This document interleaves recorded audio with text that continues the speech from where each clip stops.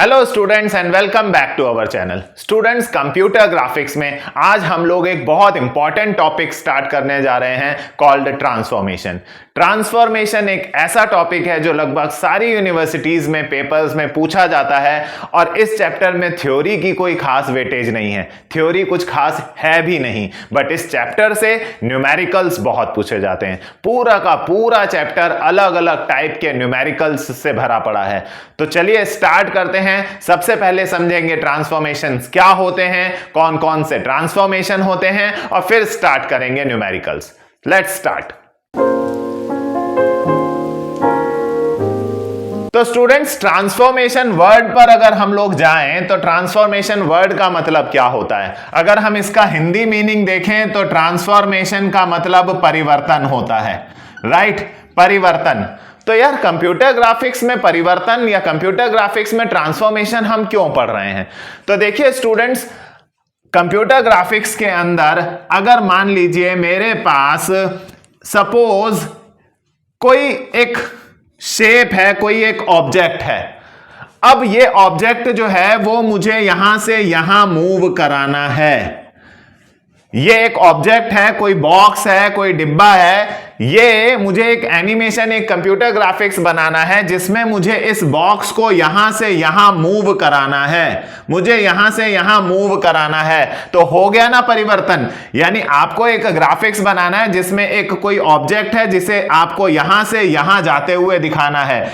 इसके लिए आपको कंप्यूटर ग्राफिक्स की जरूरत पड़ेगी। बट कंप्यूटर ग्राफिक्स की जरूरत तो पड़ेगी, लेकिन अगर इसके जो कोऑर्डिनेट्स हैं, मान लीजिए x1 y1, जब आप इसे यहां से मूव करेंगे तो वो यहां पर x2 y2 नहीं हो जाएंगे? क्या वो चेंज नहीं हो जाएंगे? कोऑर्डिनेट्स में परिवर्तन नहीं आएगा?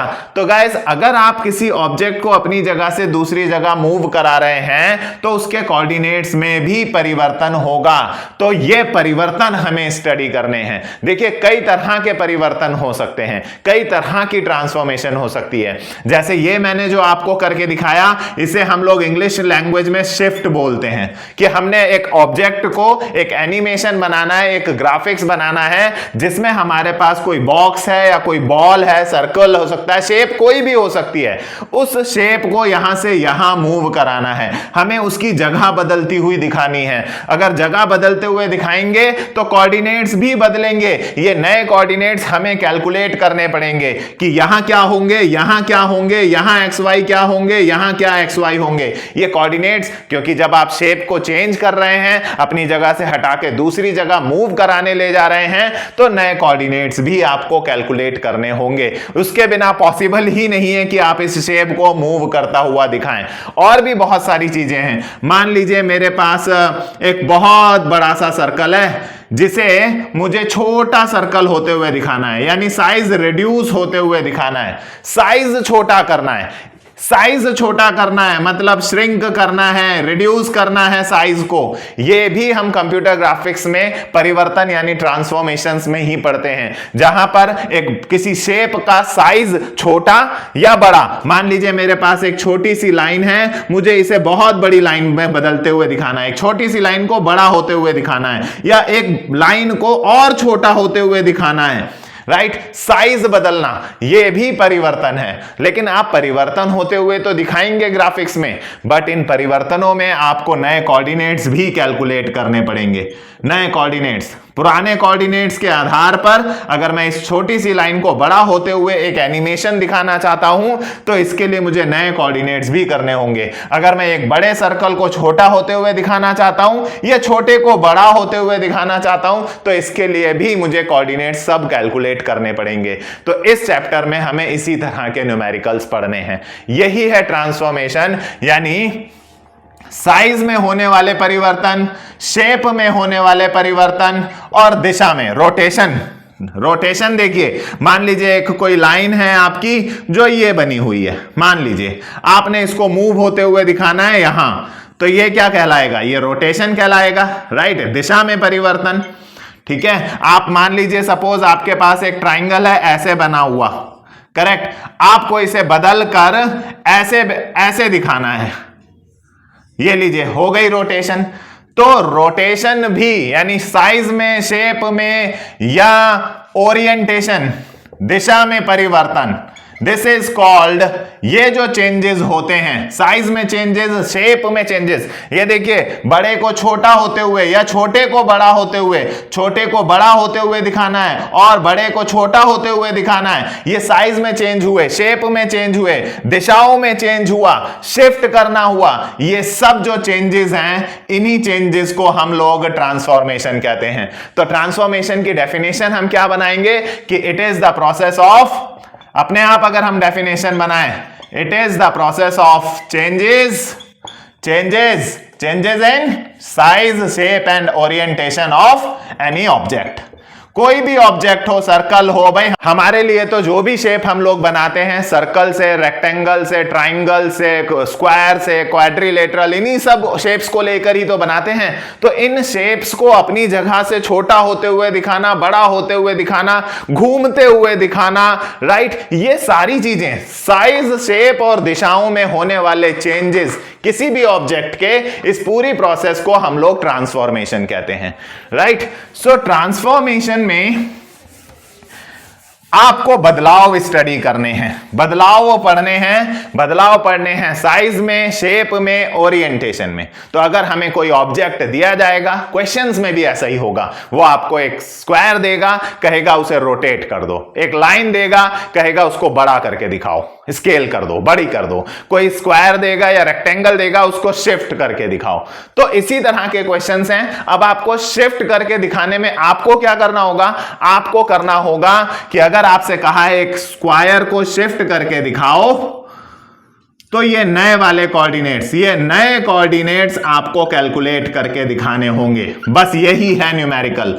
ओल्ड कोऑर्डिनेट्स आपको क्वेश्चन में दिए गए होंगे, ओल्ड कोऑर्डिनेट्स गिवन होंगे आपको क्वेश्चन में, और उसके आधार पर जो भी वो कहेगा, वो रोटेट करने को कहेगा, वो आपसे साइज चेंज करने का ट्रांसफॉर्मेशन कहेगा, जो भी कहेगा, ये आपको नए कोऑर्डिनेट्स कैलकुलेट करने होंगे।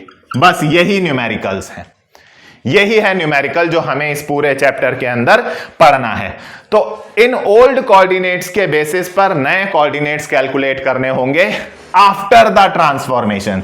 ध्यान रहे, हम गिवन से न्यू कोऑर्डिनेट्स कैलकुलेट करेंगे, बट आफ्टर द ट्रांसफॉर्मेशन। जो भी ट्रांसफॉर्मेशन वो आपसे कहेगा, चाहे साइज की बोले, चाहे शेप की बोले, चाहे दिशा की बोले, मतलब रोटेशन बोले, जो भी ट्रांसफॉर्मेशन कहेगा, उस ट्रांसफॉर्मेशन को करने के बाद आपको नए कोऑर्डिनेट्स कैलकुलेट करके देने होंगे। This is what this chapter is. इस पूरे चैप्टर में सारे टाइम हमें न्यू कोऑर्डिनेट्स कैलकुलेट करने पर ही करना है, राइट। अब ये जो हम लोग पढ़ रहे हैं, नए कोऑर्डिनेट्स कैलकुलेट करना है on the basis of old coordinates. तो ये जो कोऑर्डिनेट्स जो आप कैलकुलेट करने की बात कर रहे हैं, कौन से कोऑर्डिनेट्स? New coordinates. इसे ये लोग कहते हैं कि ओल्ड कोऑर्डिनेट्स के बिहाफ पर नए कोऑर्डिनेट्स कैलकुलेट करने के लिए यहां पर हम लोग एक फॉर्मूला यूज करेंगे। ध्यान दें, पूरे चैप्टर में एक ही बेसिक फॉर्मूला हम लोग यूज करेंगे, एक ही बेसिक फॉर्मूला। क्या फॉर्मूला होगा? पूरे चैप्टर में एक ही बेसिक फॉर्मूला रहेगा, P dash is equal to P into TV। ये फॉर्मूला रहेगा गाइस, पूरे चैप्टर का फॉर्मूला यही एक बेसिक फॉर्मूला है। इसमें P डैश का मतलब क्या है, P का मतलब क्या है, TV का मतलब क्या है, तो समझिए क्या मतलब है P डैश का। P डैश का मतलब होगा new coordinates matrix. New coordinates जो आपको कैलकुलेट करने हैं, वो भी मैट्रिक्स फॉर्म में किया जाएंगे। मैट्रिक्स फॉर्म में क्यों किया जाएगा यार? मैट्रिक्स पर काम करना, दो मैट्रिक्स को प्लस करना, दो मैट्रिक्स को मल्टीप्लाई करना बहुत सिंपल कर देता है। ऐसे कंप्यूटर ग्राफिक्स की कैलकुलेशंस को बहुत कॉम्प्लेक्स माना जाता है, बट मैट्रिक्स फॉर्म में इनको सॉल्व करने से बड़े बड़े कॉम्प्लेक्स ऑपरेशन, साइज, शेप और ओरिएंटेशन, दिशा से रिलेटेड जो कॉम्प्लेक्स ऑपरेशंस हैं वो इजी हो जाते हैं। तो ये सारे न्यूमेरिकल मैट्रिक्स फॉर्म में होंगे, जिनमें इस P डैश का मतलब होगा न्यू कोऑर्डिनेट्स मैट्रिक्स जो हमें फाइंड आउट करनी होगी, जो हमें कैलकुलेट करनी होगी। देन P का मतलब होगा जो ओल्ड कोऑर्डिनेट्स मैट्रिक्स जो आपको दिया होगा, राइट। ओल्ड कोऑर्डिनेट मैट्रिक्स आपको दी जाएगी, या जो कोऑर्डिनेट्स आपको क्वेश्चन में गिवन होंगे। एंड दिस TV मतलब ट्रांसफॉर्मेशन मैट्रिक्स। ट्रांसफॉर्मेशन, जो ट्रांसफॉर्मेशन आपसे करने को कही गई है वो वाली मैट्रिक्स, आपसे शिफ्ट करने को बोला है, साइज का, शेप का, ओरिएंटेशन का, जो भी आपको बोलेगा ये ट्रांसफॉर्मेशन मैट्रिक्स वो वाली आपको लगानी होगी। तो इस पूरे चैप्टर में ये वो बेसिक फॉर्मूला है जो यूज होगा। ये टीवी का फॉर्मूला हर साइज के में अलग है, शेप में अलग है, ओरिएंटेशन में अलग है, लेकिन यहां फॉर्मूला बदलता चला जाएगा, बट बेसिक चीज, मतलब फॉर्मूला कह रहा हूं, मैट्रिक्स बदलती चली जाएगी, बट बेसिक फॉर्मूला यही रहेगा। नए कोऑर्डिनेट्स निकालने के लिए ओल्ड कोऑर्डिनेट्स को इस ट्रांसफॉर्मेशन मैट्रिक्स से मल्टीप्लाई करना होगा। तो मैट्रिसेस बहुत नहीं आनी चाहिए आपको, मैट्रिसेस में सिर्फ दो मैट्रिक्स को मल्टीप्लाई करने के सिर्फ इतना चाहिए हमें। दो मैट्रिक्स कैसे मल्टीप्लाई करी जाती हैं वो भी हम न्यूमेरिकल जब करेंगे तो मैं आपको सिखाऊंगा, राइट। तो ये वो गाइस फॉर्मूला है जिसका इस्तेमाल करके हम इस चैप्टर में सारे के सारे न्यूमेरिकल्स करने वाले हैं। आइए देखते हैं ये जो आप लोग कर रहे हैं इसे कहते क्या हैं। देखिए ये सारा गेम हो क्या रहा है, ये सारा गेम कोऑर्डिनेट्स पर बेस्ड है, कोऑर्डिनेट्स से रिलेटेड कैलकुलेशंस पर बेस्ड है। आपको कुछ कोऑर्डिनेट्स गिवन होंगे, कुछ कोऑर्डिनेट्स के आधार पर आपको नए कोऑर्डिनेट्स कैलकुलेट करने होंगे। इन कैलकुलेशंस को हम लोग कहते हैं कि ये कैलकुलेशंस जो हैं ये ज्योमेट्रिक हो गई ना, ट्रांसफॉर्मेशंस हो गई, ज्योमेट्रिक ट्रांसफॉर्मेशंस। ज्योमेट्रिक क्यों कह रहा हूं, क्योंकि कोऑर्डिनेट्स का इस्तेमाल हो रहा है। आपने मैथमेटिक्स में पढ़ा होगा कि ये जो कोऑर्डिनेट्स होते हैं x1 y1 x2 y2 ये सब ज्योमेट्रिकल पार्ट्स में गिने जाते हैं, राइट।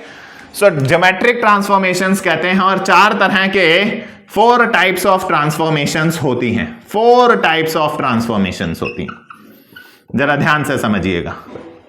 4 तरह की ट्रांसफॉर्मेशंस होती हैं, जिसमें नंबर 1 है ट्रांसलेशन। एक एक करके सब पर बात करूंगा। 4 तरह की होती हैं, इसीलिए 4 तरह के न्यूमेरिकल्स होने वाले हैं। 4 तरह के ट्रांसफॉर्मेशंस होते हैं, जैसे यहां आपको नाम से पता चल रहा है, साइज वाले, शेप वाले, ओरिएंटेशन वाले, इन्हें ही टेक्निकल नाम दिया गया है। सबसे पहला है ट्रांसलेशन। ट्रांसलेशन का मतलब अपनी जगह से दूसरी जगह पर पहुंचाना, जगह बदलना।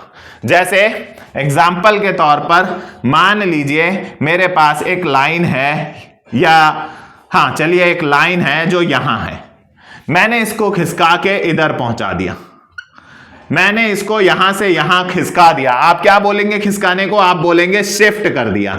ओ भाई शिफ्ट इंग्लिश का वर्ड है, सीजी में हम लोग इसे ट्रांसलेशन कहते हैं। ट्रांसलेशन, किसी भी ऑब्जेक्ट को, लाइन है, स्क्वायर है, रेक्टेंगल है, अपनी जगह से खिसकाना इज कॉल्ड ट्रांसलेशन। ट्रांसलेशन भी तो एक तरह का परिवर्तन ही हुआ तो ट्रांसफॉर्मेशन ही। यहां से आपने इसको खसका के उधर कर दिया तो जगह बदल गई ना, हो गया ना परिवर्तन। नए कोऑर्डिनेट्स निकालने पड़ेंगे ना। अगर ये x1 y1 है, ये x2 y2 है, तो भाई ये x1 dash y1 dash x2 dash y2 dash हमें निकालने पड़ेंगे ना गाइस, राइट। तो हमें ट्रांसलेशन एक ऑपरेशन पढ़ना है जिसमें हम किसी ऑब्जेक्ट को अपनी जगह से शिफ्ट करेंगे, इधर से उधर खिसकाएंगे। जब खिसकाएंगे तो उसके जो नए कोऑर्डिनेट्स हैं वो हमें कैलकुलेट करने पड़ेंगे।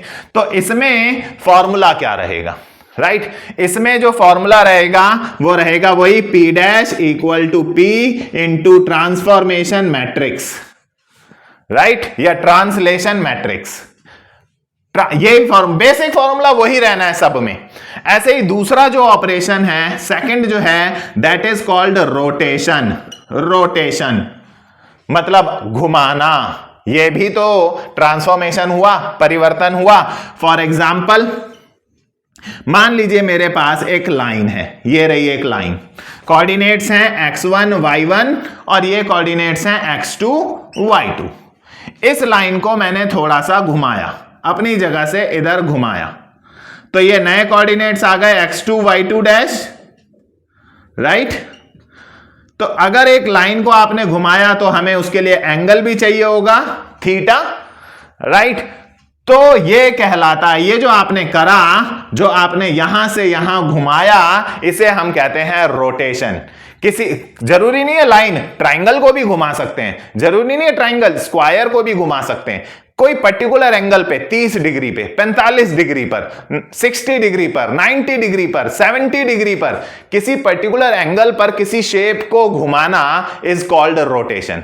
पर्टिकुलर एंगल पे, एंगल चाहिए आपको, राइट? इसीलिए इसका जो फॉर्मूला रहेगा वो P dash equal to P into R theta रहेगा। आर थीटा रोटेशन की है इसलिए आर आ गया यहां पर, ट्रांसलेशन की है इसलिए टी आ गया यहां पर। फॉर्मूला बेसिक वही है, P डैश मतलब न्यू कोऑर्डिनेट्स जो हमें कैलकुलेट करने हैं, P मतलब जो कोऑर्डिनेट्स पुराने वाले जो हमें गिवन होंगे, T ट्रांसलेशन की अपना एक मैट्रिक्स का फॉर्मूला है। सिमिलरली रोटेशन P डैश जो नए कोऑर्डिनेट्स कैलकुलेट करने हैं, P जो हमें कोऑर्डिनेट्स गिवन हैं, R थीटा, थीटा आपको क्वेश्चन में गिवन होगा कि 30 डिग्री पे घुमाना है, 40 डिग्री पे घुमाना है या 60 डिग्री पे घुमाना है, एंड R पूरी एक मैट्रिक्स को रिप्रेजेंट करेगा फॉर रोटेशन, राइट? तो दो ऑपरेशंस तो ये हुए, एक ट्रांसलेशन हुआ, एक रोटेशन हुआ। ऐसे ही अगर हम तीसरे की तरफ चलें, the third one is called scaling, size का बढ़ाना या घटाना। सपोज मेरे पास एक लाइन है, मान लीजिए लाइन है एक, मैंने इसका साइज बड़ा कर दिया, ये क्या कहला रहा है? Scaling, right? या इसको श्रिंक करके मैंने छोटा कर दिया, ये क्या कहला रहा है? स्केलिंग। बढ़ाना या घटाना, साइज किसी चीज का, स्क्वायर का शेप बड़ा कर देना या छोटा कर देना is called scaling. Size increase करना या श्रिंक करना, रिड्यूस करना, इसे हम लोग स्केलिंग कहते हैं, राइट? ये स्केलिंग है। अब अगर यहां ये कोऑर्डिनेट्स हैं x1 y1, ये कोऑर्डिनेट्स हैं x2 y2, तो नए कोऑर्डिनेट्स तो हमें निकालने पड़ेंगे, x1 y1 dash, x2 y2 dash, right? बस ये पूरा चैप्टर नए कोऑर्डिनेट्स निकालने का है। बेसिक फॉर्मूला वही रहने वाला है, P dash equal to P into S। अब स्केलिंग है तो S, रोटेशन था तो R। थीटा क्यों लिखा? क्योंकि यहां एंगल गिवन होगा। यहां स्केलिंग हमें आपको दी जाएगी कि स्केलिंग का फॉर्मूला लगाना है x और y एक्सिस के अकॉर्डिंग।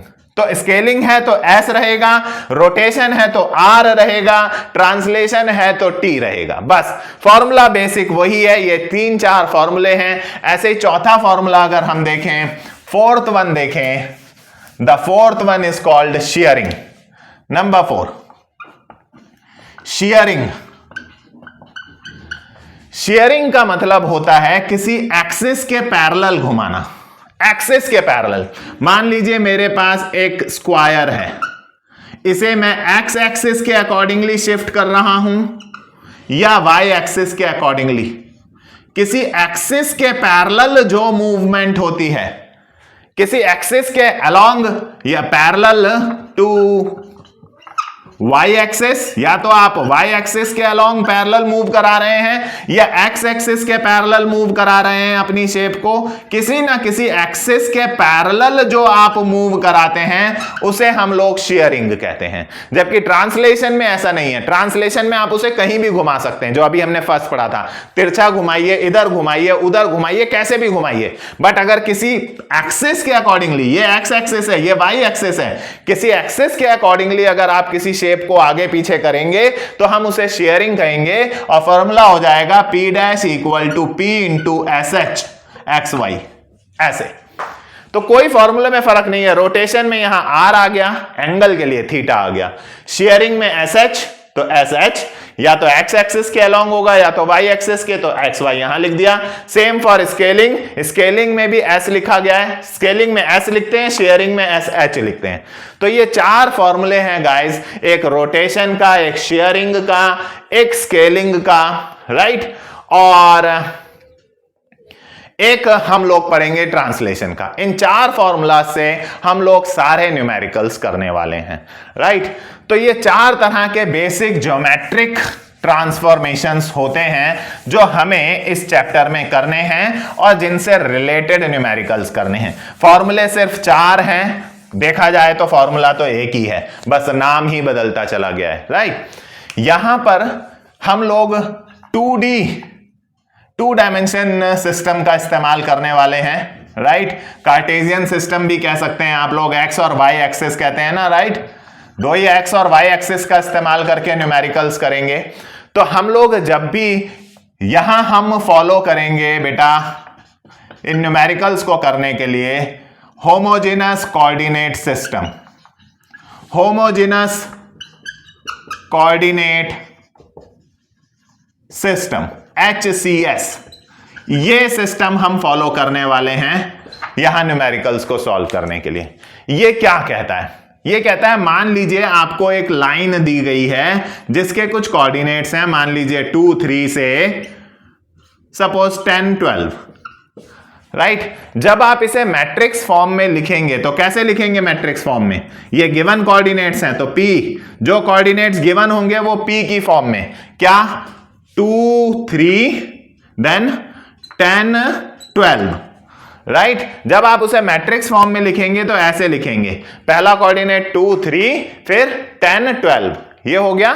लास्ट में आपको एक अपनी तरफ से कॉलम ऐड करना पड़ेगा कॉल्ड 1 1 1 1, राइट। ये होमोजेनस कोऑर्डिनेट सिस्टम कहता है कि जब आप 2 डायमेंशनल सिस्टम में ग्राफिक्स की प्रॉब्लम्स को सॉल्व करते हैं, कंप्यूटर ग्राफिक्स के ऑब्जेक्ट्स से रिलेटेड प्रॉब्लम्स को सॉल्व करते हैं, तो मैट्रिक्स फॉर्म में उनको लिखते वक्त आपको एक कॉलम एक्स्ट्रा ऐड करना होगा। इस कॉलम का जो फॉर्मेट रहेगा वो x की वैल्यू रहेगी, पहले x की लिख दी, फिर y की वैल्यू रहेगी, y की लिख दी, लास्ट में आपको होमोजेनस कोऑर्डिनेट सिस्टम के अकॉर्डिंगली एक वैल्यू एक्स्ट्रा बढ़ानी होगी जो कि 2 डायमेंशनल में 1 रहेगी।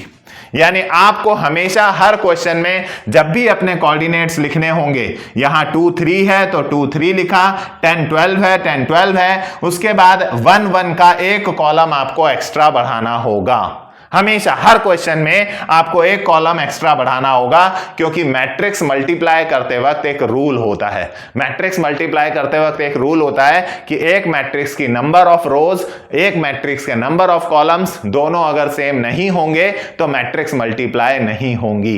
तो आप ध्यान रखिएगा, जब मैं न्यूमेरिकल्स करूंगा तो हमेशा अपने कोऑर्डिनेट्स लिखूंगा, उसके बाद एक कॉलम एक्स्ट्रा बढ़ाऊंगा जिसमें 1 1 लिखूंगा। ये होमोजेनस कोऑर्डिनेट, होमोजेनस वर्ड का मतलब क्या होता है? होमोजेनस मतलब होता है एक समान, एक जैसा। तो भाई आपको जिस मैट्रिक्स से मल्टीप्लाई करना होगा इसे, उस मैट्रिक्स के समान बनाने के लिए, उस मैट्रिक्स के अंदर यहां देखिए 2 कॉलम हैं, उसमें 3 होंगे, number of rose number of column एक समान करने के लिए एक मैट्रिक्स को दूसरी मैट्रिक्स से मल्टीप्लाई करना है तो एक के नंबर ऑफ रोज दूसरे नंबर ऑफ कॉलम के एक समान होने चाहिए। एक में जितने नंबर ऑफ कॉलम्स हैं उतने ही दूसरी में नंबर ऑफ रोज होनी चाहिए। ऐसा एक समान बनाने के लिए आपको हर क्वेश्चन में 1 1 ऐड करना होगा। अगर मैं सिंपल टर्म्स में कहूं तो जब भी हम मैट्रिक्स बनाएंगे, गिवन कोऑर्डिनेट्स की मैट्रिक्स बनाएंगे, तो पीछे आपको एक 1 1 एक्स्ट्रा ऐड करना होगा, राइट। तो बेसिक फॉर्मूला वही है गाइस जो मैंने स्टार्टिंग में बोला, P dash equal to P into translation vector. Translation अब ये बदलता चला जाएगा जब आप जब आप ट्रांसलेशन करेंगे तो यहां T आ जाएगा, जब आप रोटेशन करेंगे तो यहां R आ जाएगा, जब आप स्केलिंग करेंगे तो यहां पर S आ जाएगा, जब आप शेयरिंग करेंगे तो यहां SH आ जाएगा, राइट। बेसिक फॉर्मूला यही रहने वाला है। तो आइए नेक्स्ट वीडियो में हम लोग इन पर न्यूमेरिकल्स करने वाले हैं। जितने भी क्वेश्चंस पेपर में पूछे गए हैं वो सारे क्वेश्चंस हम यहां क्लास में सॉल्व करने वाले हैं। तो आज की वीडियो में सिर्फ इतना ही। आई होप आपको समझ में आया होगा कि ट्रांसलेशन का मतलब क्या होता है, कैसे हम शेप्स का साइज बदल सकते हैं, शिफ्ट कर सकते हैं, घुमा सकते हैं, राइट, बड़ा या छोटा कर सकते हैं। इन्हीं चीजों को ट्रांसफॉर्मेशन कहा जाता है। और करने के लिए हम एक बेसिक फॉर्मूला यूज करेंगे जहां 2 मैट्रिक्स को मल्टीप्लाई किया जाएगा। आज की वीडियो में सिर्फ इतना ही। अगर यह वीडियो पसंद आई है तो अपने फ्रेंड्स के साथ शेयर कीजिए, वीडियो को लाइक कीजिए और हमारे चैनल को सब्सक्राइब जरूर कीजिए। Thank you for watching.